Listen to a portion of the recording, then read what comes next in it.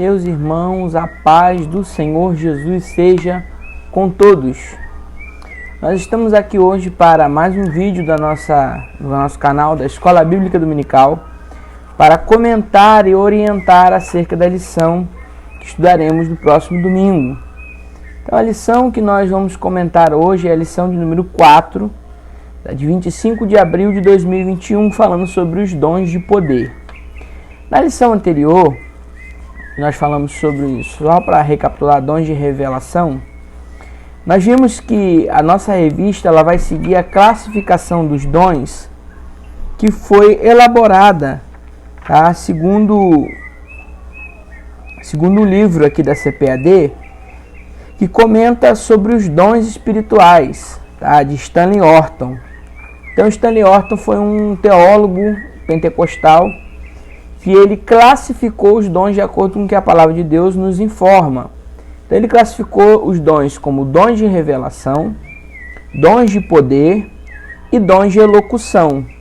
Então dons de revelação são palavras da sabedoria, palavra do conhecimento e discernimento de espíritos. Este dom foi o tema da nossa última lição. Neste domingo agora, nós estudaremos sobre os dons de poder, que são o dom da fé, os dons de curar e a operação de maravilhas. Tá? Então este será o nosso objeto de estudo neste domingo. Nós vamos falar sobre os dons de poder. Não que isso significa que, só um parênteses aqui, que existem dons que não são de poder.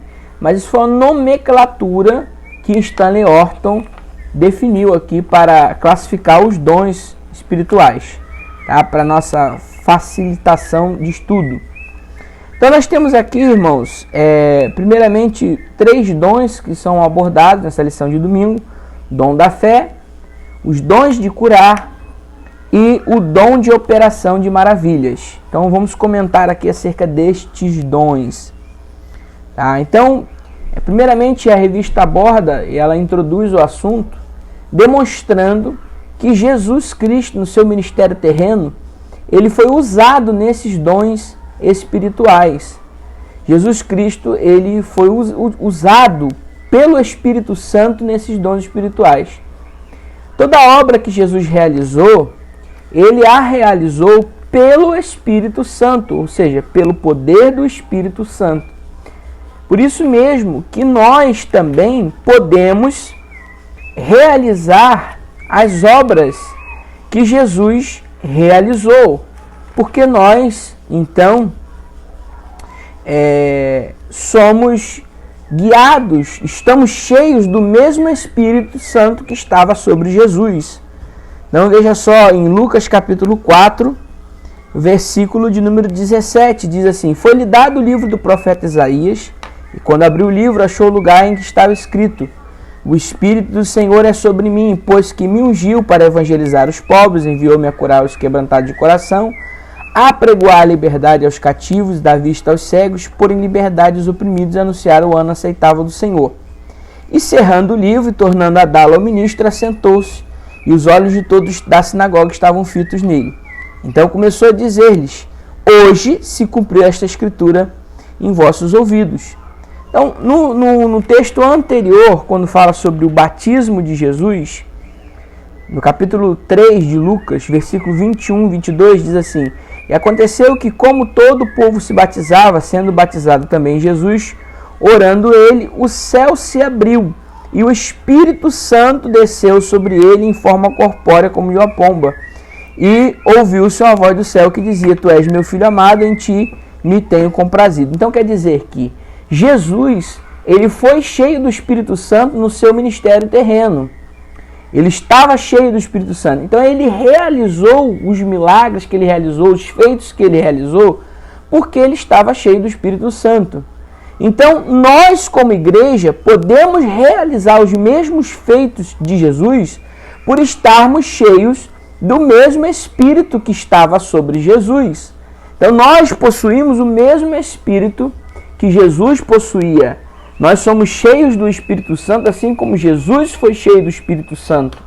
Então, por isso mesmo que Jesus falou: se vocês creem em mim, realizarão as obras que eu faço e até maiores. Por quê?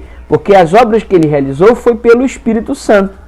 Então, nós precisamos entender que a igreja está capacitada a experimentar essa força espiritual, esse poder do Espírito Santo, e para vivenciar essa experiência dos dons espirituais.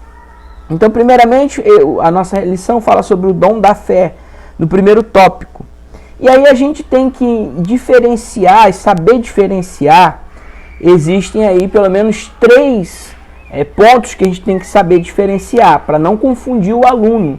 Tá? Existe a fé como firme fundamento das coisas que se esperam e a prova das coisas que não se veem. Hebreus 11, verso 1. Isto é a definição de fé. Quando diz assim, fulano tem fé, está querendo dizer que ele crê em alguma coisa. Não necessariamente que seja o dom da fé, mas que ele crê. Existe esse ponto. Um outro aspecto é a fé salvífica, quando diz que alguém recebeu a fé. Isso quer dizer que ele foi salvo. Porque a gente pode usar o termo fé para definir salvação.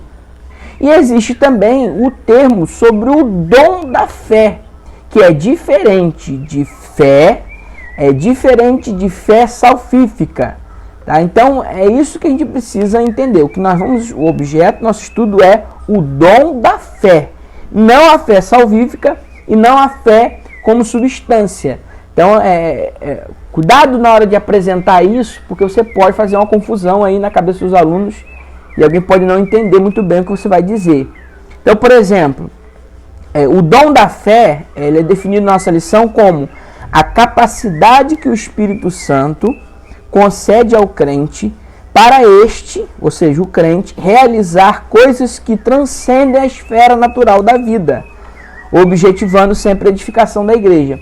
Então, toda vez que alguma coisa acontece que transcende a esfera natural das coisas, e você crê nisso para que isso venha acontecer, você tem fé que isto vá acontecer, você está exercitando o dom da fé. O exemplo bíblico disso, por exemplo, são vários exemplos, mas podemos utilizar aqui o exemplo de Moisés no Mar Vermelho. A Bíblia diz que ele profetizou ali para Israel, o Senhor pelejará por vós e vós calareis. Moisés viu pela fé o livramento que Deus daria a Israel, e Deus moveu ali as águas do mar e fez algo sobrenatural. Podemos citar também o exemplo de Josué, que pela fé atravessou o Rio Jordão, na verdade, para conquistar a terra prometida. Ele teve fé. Deus disse, dá o primeiro passo e o rio vai se abrir. Então é fé, é uma fé extraordinária.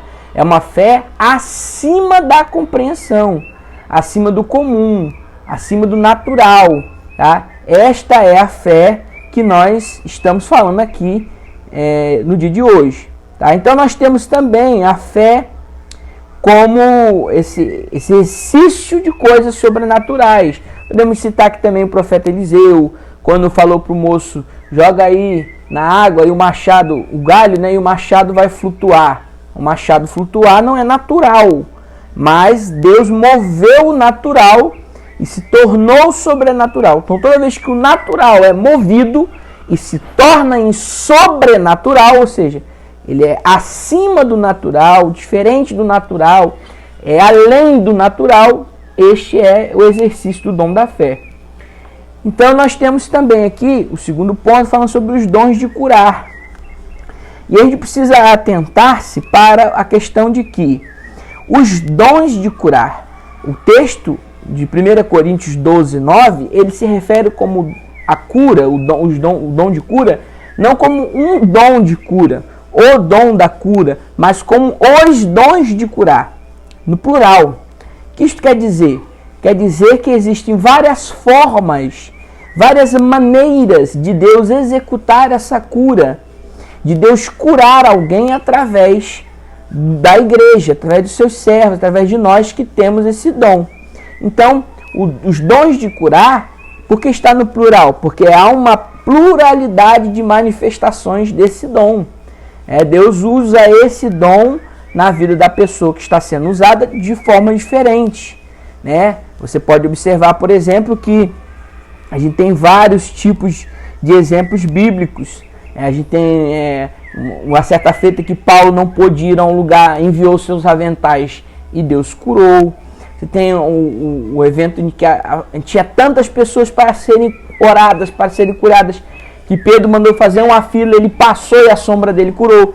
Mas foram momentos específicos, naqueles pontos, que Deus usou dessa forma, e não quer dizer que ele vai repetir aquilo que foi feito, mas que foi feito para provar a evidência de que o evangelho era sobrenatural. Então, existem várias formas de Deus curar, mas a Bíblia orienta o seguinte, em Tiago, que a oração da fé salvará o doente. Então não é a cura, ela não vem através de uma unção com óleo, que é feita pelos presbíteros. A unção com óleo deve ser feita pelos presbíteros para crentes. Não crente não pode ser ungido com óleo, segundo o que a Bíblia nos orienta. Tá? Então o presbítero deve usar, mas o que vai salvar o doente, o que vai curar o doente é a oração da fé. Então é um método, é uma forma de Deus manifestar esta cura. Tá? Então existem também várias formas de Deus manifestar esta cura. Tá? Está no plural. E aí também há quem entenda que isto quer dizer ao tipo de enfermidade. Tá? Existem várias enfermidades que Deus cura, e aí conforme a questão das enfermidades, aí Deus manifesta o dom de curar. Né? Por exemplo, você vê que um exemplo bíblico, né? Que Filipe foi especialmente usado para curar os paralíticos e coxos. Né? Outro exemplo é que Deus dá este dom a alguém na igreja para que essa pessoa ore impondo as mãos. Tá? Não sobre a doença, mas sobre o doente. Você não ora a doença, você ora o doente. Tá? E aí quem tem este dom, manifesta esse dom conforme a vontade do Espírito Santo. Por isso nós precisamos ter estes dons na igreja. Tá? É muito importante, irmãos, que nós tenhamos a manifestação desses dons. E também, para fechar, o terceiro ponto, o dom de operação de maravilhas. O dom de operação de maravilhas, ele altera a ordem natural das coisas consideradas impossíveis e impensáveis. Tá? Nós vemos essa operação de maravilha, esse dom de operação de maravilha está unido, é um complemento do dom da fé, podemos dizer isso. Que você tem que ter fé para executar a operação de maravilhas. Né?